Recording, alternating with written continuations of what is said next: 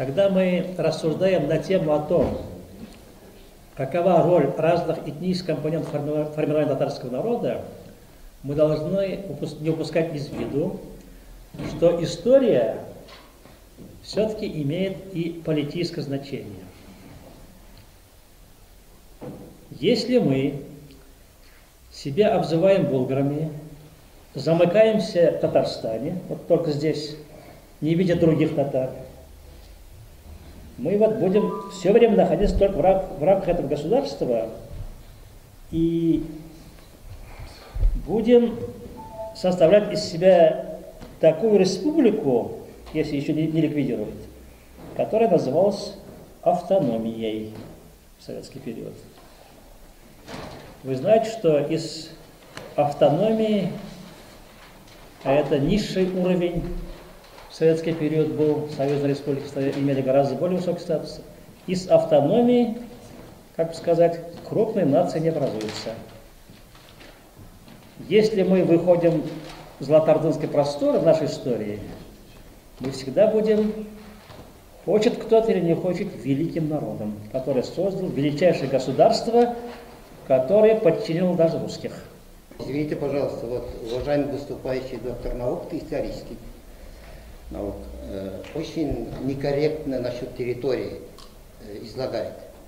Есть учебник «Историческое развитие Руси» Павлищева, автора.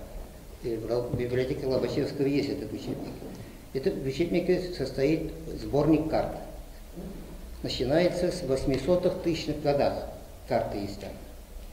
Там Булгария обозначена от Дунайской Булгарии, вся Сибирь и вся граница Болгарии. Дамир Афенди говорит, в Татарстане заткнитесь, Болгария. Ну, это русские излагали. И еще русские издали. Келешекте, agar da Tatar milleti balalarının sani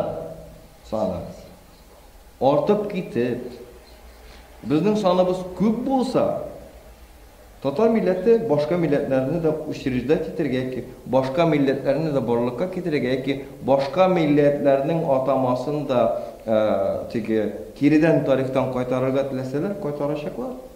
Problemi yok. Biz ko'p bo'lsak, anda 1000 kishi jilada men bulgar deydi. Yara bu kız bulgar. Yaşayız bulgar buluruz. Problemi yok. Sam global Tatar tilinde söyleyeceksiniz. Tatar tilinde yazışasınız. Birinci problem yok bu. Bulgar tili degan mesele, bu ahamiyatli fenni mesele. Hem dünya alimleri tarafından işlengen. No, kızganışa karşı, Bulgar teorisi bilen şekillenişler tanırga tilemeyler. Şen birinci Bulgar tili, ol hazırki Türkiye tilden, Kıpçak tilindeki, tipindeki tilden nık ayrılgan til. Şu var tilini anlağa tırışıp baramız. Bizge көзді ашып қарағайрыға керек.